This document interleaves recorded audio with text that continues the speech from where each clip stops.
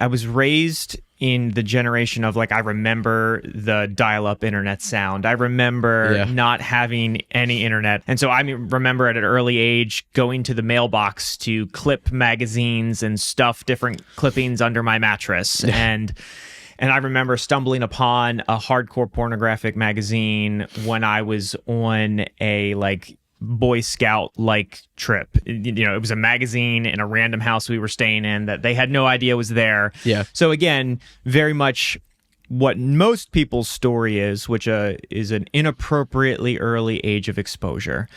And that began a really long and unfortunate journey of being pretty okay and pretty protected when I was at home. When, you know, there were some moments, again, with the invention of the internet, and I would find myself browsing places I wasn't supposed to on the internet. And then, of course, I would get called out and I'd make up some excuse about it being a pop-up or an ad. And parents just didn't know what they didn't know at that point. Right. And so it was a lot easier to hide. It was a lot easier to fake or just cover things up. So that really began in those middle school, more high school aged time. Yeah. And I would say it exploded when I went to college. Okay. And that's is that around the time like the internet was taking full force? Yes. Okay. So the invention of the smartphone, or I would say the ubiquitous nature of the smartphone, happened around that time. I went to college in 2006 through 2010. And so that was when I left the protection of my home and was on my own. And I think a big defining part of my testimony is, and this is really not exactly to fault my parents, it was just more the nature of the world around me at that time, but I just didn't know what I didn't know, and then all the guardrails and blocks were taken off, and I was on my own, and I could make my own decisions. Mm-hmm. And so that led down, for lack of a better term, a very dark path of being addicted to pornography, masturbation, lust, dating. For me, I didn't have a problem with sex because it felt good and I wanted to do it. Mm-hmm. And so I really engaged in this, I would say, double-faced life. Or, you know, I still loved Jesus. I still went to church, mm-hmm. but I also still really did this thing that felt good. Yeah. And I didn't know how to stop. At that time, culturally speaking, the path was go to church more, pray harder, and maybe you'll find freedom. Mm-hmm. And that's just not realistic. It doesn't negate the power of the Holy Spirit or the power of God, but it's just when you're dealing with something that is this level of addictive and has gotten individuals at unfortunately young ages, you just have a neuroplasticity thing taking place in your brain with heightened levels of dopamine and super stimuli, and like you're really kind of playing in science land where you're thinking about like heroin addiction and cocaine addiction, and like that's kind of what was happening in my brain. And so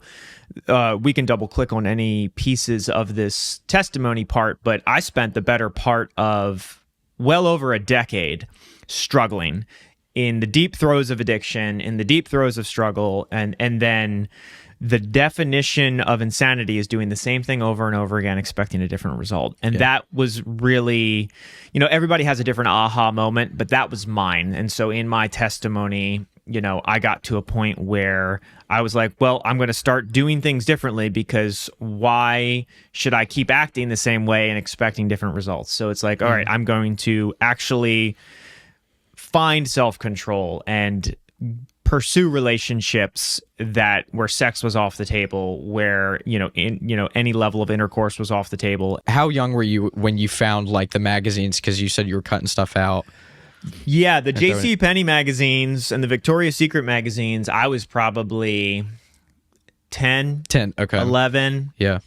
Got exposed to hardcore pornography from a magazine probably around 13, 14.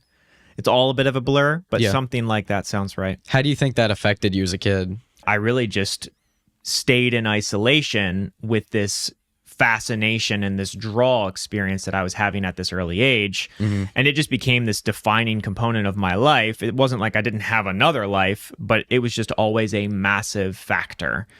And unfortunately, statistically speaking, that is what almost everybody is experiencing today, with an unfortunate early age of exposure and then not really knowing what to do after that moment. Yeah. And then continually being drawn in and it growing slowly over time in darkness and isolation. So what age do you think you were in the most like thick of it, like the dumps, basically? For me, it was definitely college. College, and obviously everybody's story is going to be different, but that was when I didn't have any guardrails and I could make whatever decision I wanted to make. So that college, like thick of it, and then to now, like you're way out of it. And what is the difference?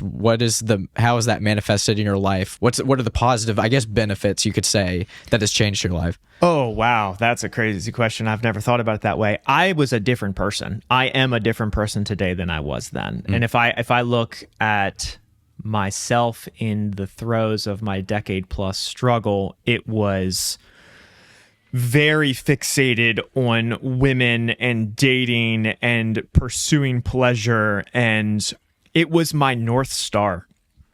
It was everything that I wanted. It was everything that I focused on. It was everything that I was moving towards. It wasn't like I wasn't doing anything else. I was working, I was attending church, but I wanted that because it felt good and I liked it.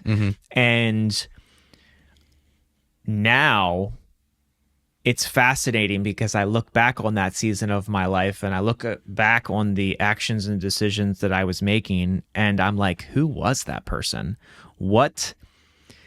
I kind of know at a visceral level. I was somebody that was pursuing pure hedonism and had no depth and foundation. And I live in a world now where I have an amazing marriage with an amazing family with little kids, and I'm serving in a purity ministry, and I'm serving in my church, and I'm able to step into other people's struggles and other people's stories and help and be a guide. And it is just a wild story. I'm like the first person who should be canceled. I am like the stuff from my past, like how I ended up in a purity ministry.